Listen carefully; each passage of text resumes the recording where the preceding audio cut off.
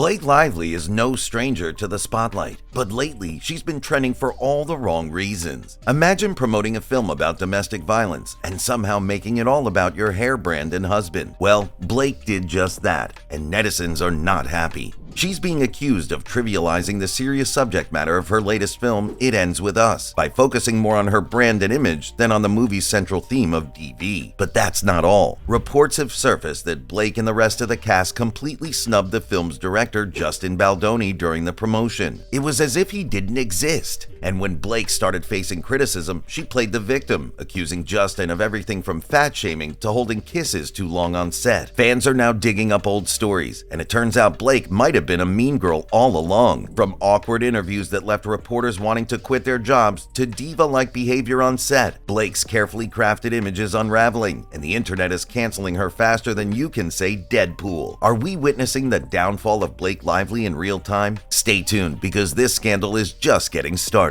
Today we're diving deep into the scandal surrounding Blake Lively and why she just might be the next J-Lo. We'll be examining her mishandling of It Ends With Us, the feuds, the accusations, and how her career might just be crashing down at the very moment when it should be soaring. Just like J-Lo's diva behavior towards a reporter at the 2024 Met Gala. You should see why a reporter almost quit her job just because of Blake's cruel actions. Stick around, because this drama is way too juicy, and we're here to expose it all. Now, let's get into the basics. Blake Lively and her latest film, It Ends With Us, have been trending for both the right and wrong reasons. On the surface, things seem golden. Lively and Reynolds are making history as the first married couple in 34 years to have two films top the box office at the same time. But this success is coming at a steep cost, and it's looking like it might also be the catalyst for Lively's downfall. You see, Blake made a series of questionable decisions and mean actions while working on and promoting this movie. Let's start with her approach to promoting It Ends With Us. Instead of focusing on the film's dark theme of domestic violence, a theme that resonates deeply with many people, Blake decided to sell the movie as a lighthearted romantic comedy. Her tone-deaf promotion rubbed a lot of people the wrong way. Then there was the curious absence of Justin Baldoni, the film's director, from the initial promotional events. Blake and the rest of the cast completely ignored him, going as far as not even tagging him in social media posts about the movie. It was all Blake, Blake, Blake, and more Blake. Fans and netizens became especially concerned after noticing that Blake and Justin did not appear together in any photo during the promotional tour. Rather than see Blake with Justin, you'll literally see Blake with everyone else except Justin. You'll see her with other cast and crew members, Ryan Reynolds, and even Hugh Jackman, making it seem like it was a Deadpool Wolverine tour. It was as if Justin had nothing to do with the movie, despite being the one who bought the rights to the story from author Colleen Hoover. Even more shocking was that every other cast member of The Few unfollowed Justin just a few weeks before the movie was released. When Justin started promoting the film on his own, it was clear that something was seriously off. He attended interviews alone and never for once gave a reason stating why he'd been absent all these while the promotional tour created by Blake and her team. Since he was doing a separate promotion on his own with no other co-star or crew member joining him, people naturally assumed that maybe he did something bad, and that's why Blake and all the other co-stars decided to ignore him completely. Blake was trying to call all the shots over this movie, just because her and Ryan were the ones who funded the film. Blake was the producer and leading female star, while Justin Baldoni was the director. While Blake was promoting the film and portrayed it as a kind of rom-com, Justin focused on the true essence of the movie, which is the impact of domestic violence, while Blake continued to push her own narrative centered around herself, Ryan, and even Deadpool references. And let's not forget, she used the promotion of this deeply sensitive film to promote her hair care brand, which she launched during the film's promotional tour. And my hair care company, Blake Brown, my goodness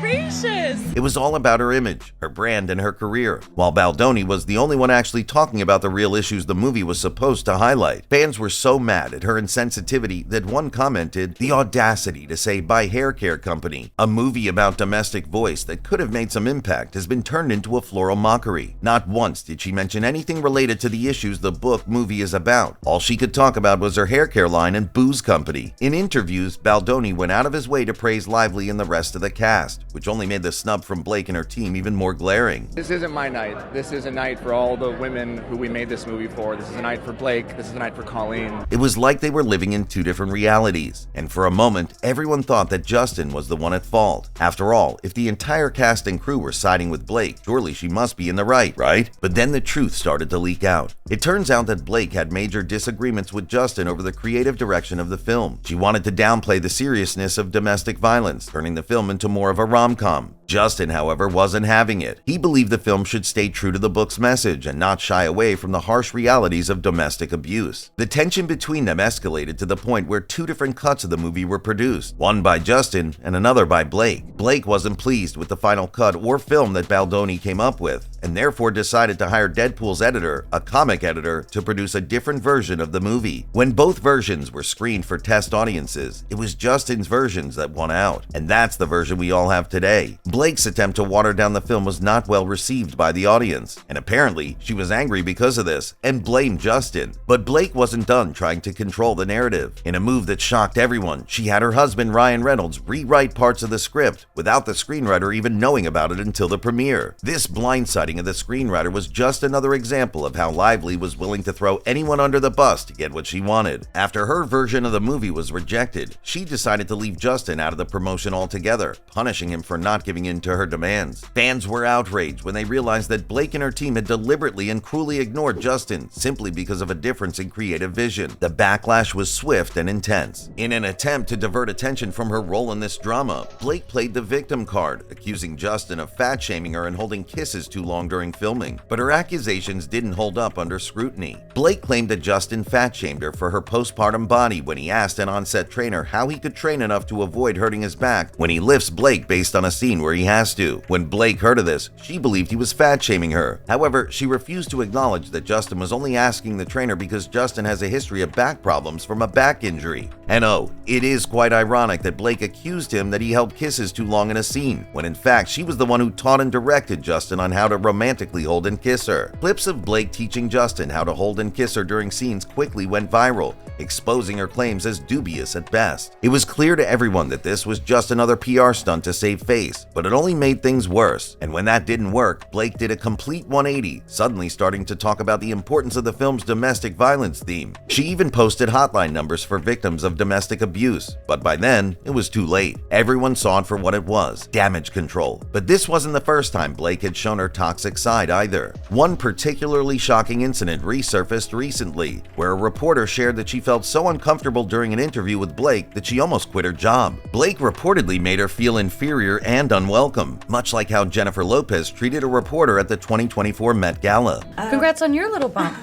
It made me want to quit my job. I felt really horrible afterwards. The internet quickly drew comparisons between Blake and J-Lo, with many saying that Blake was well on her way to becoming the next diva of Hollywood, notorious for her bad behavior. But as always, karma has a way of elegantly catching up with diva celebrities, and one fan puts it rightly, saying, "The fact that she plays the fat-shaming card, and now an old interview surfaces where she does fat-shaming herself, is pure art." But Blake's history of mean behavior doesn't stop there. Over the years, there have been whispers and rumors of her being difficult to work with, particularly towards her co-stars. One story that's making the rounds is how Blake allegedly treated her Gossip Girl co-stars, particularly during the final seasons when she had become the breakout star. It's said that she would frequently show up late, make unreasonable demands, and generally act like she was above everyone else on set. What's particularly ironic is that Blake's downfall is happening just as she's reached the pinnacle of her career. It Ends With Us was supposed to be her big moment, a chance to show the world that she's more than just a pretty face. But It Ends With Us might just be her literal end, because instead of solidifying her status as a serious actress and producer, the movie has revealed her true colors, an out-of-touch nature just like J-Lo. The downfall of Blake Lively promises to be even more dramatic than even that of Jenny from the Bronx. Not only is she so out of touch with the promotion of her movie It Ends With Us as a rom-com,